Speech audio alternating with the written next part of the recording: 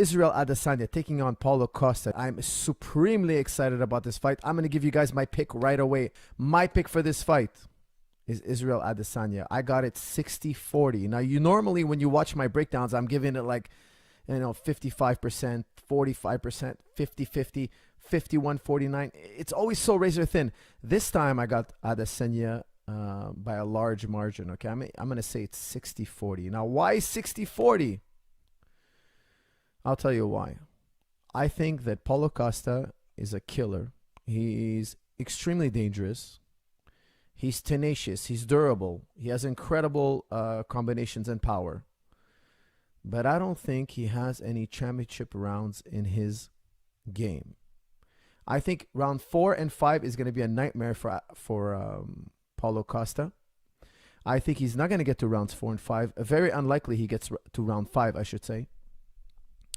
I think his chances of winning is in round 1 and round 2. Now, the only time he's ever done 3 rounds outside of the Ultimate Fighter was his fight against Yoel Romero. Now, we all saw that fight. It was one of the most anticipated fights of the year.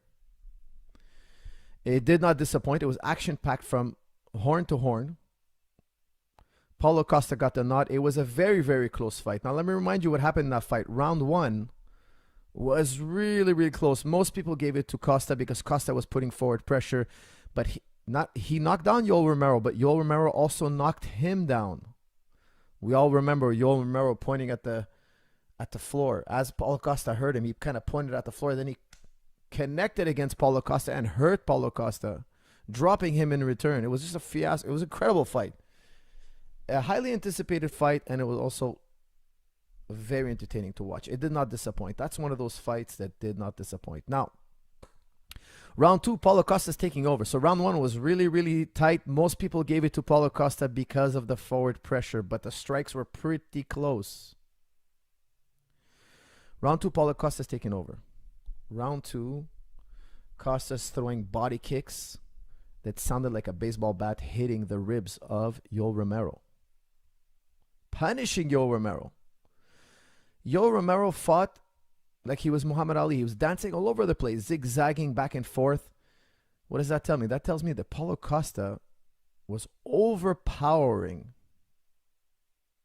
Yoel Romero, which is incredible. Because how much power does this guy have? Well, until Yoel Romero, nobody could last 2 rounds with him. Nobody in the UFC, outside of the Ultimate Fighter, could last 2 rounds with him. But we learned something really, really incredible in round 3. Paulo Costa goes in round 3. In my opinion, Yoel Romero wins round 3. Yoel Romero outworks Paulo Costa in round 3. But Yoel Romero is not a strong finisher in round 3. We've all seen Yoel Romero's 5-round fights. He takes rounds off. He doesn't have 5 whole rounds in him. So, Yoel Romero, not known for his conditioning, out-conditions Paulo Costa. At least that's how I saw it. What does that tell me? That tells me that Adesanya in rounds 4 and 5, he's just going to be way too much. His volume is going to be way too high. Paulo Costa eventually is going to find himself a sitting duck. Now, does Paulo have the chance to finish Adesanya in rounds 1 and 2? Absolutely. Nobody can argue against that.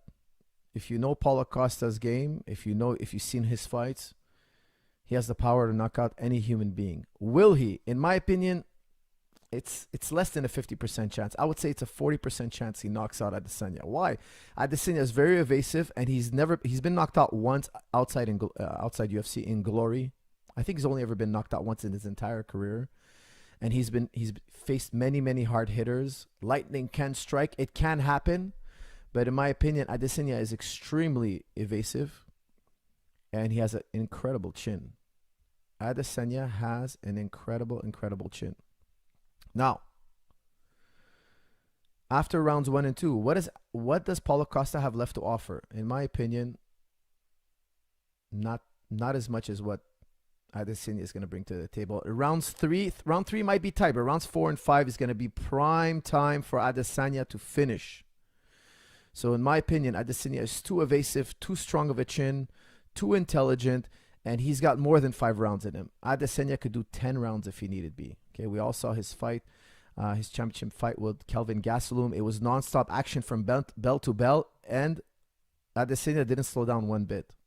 I don't see that kind of pace coming out of Paulo Costa. I got it 60-40 Adesanya at least. Okay, I just think that Paulo Costa is a tremendous fighter, but he's still very green in his years in the UFC. He could win. He could come in there, land a devastating body kick, land an incredible right hand, left hook, crush Adesanya with a body shot. Absolutely, he could do it. But Adesanya has seen many, many strikers like Paulo Costa before. He has. If you're familiar with his kickboxing career, he's seen the best of the best. Okay, he has fought the best of the best. Will Costa get it done in 2 rounds? Guys, I don't think so. Costa weighed 214 against Yoel. That wouldn't surprise me at all. It wouldn't surprise me at all. Now, here's the other thing. If you look at Paulo Costa's fights on The Ultimate Fighter, I watched one last night just to refresh my memory.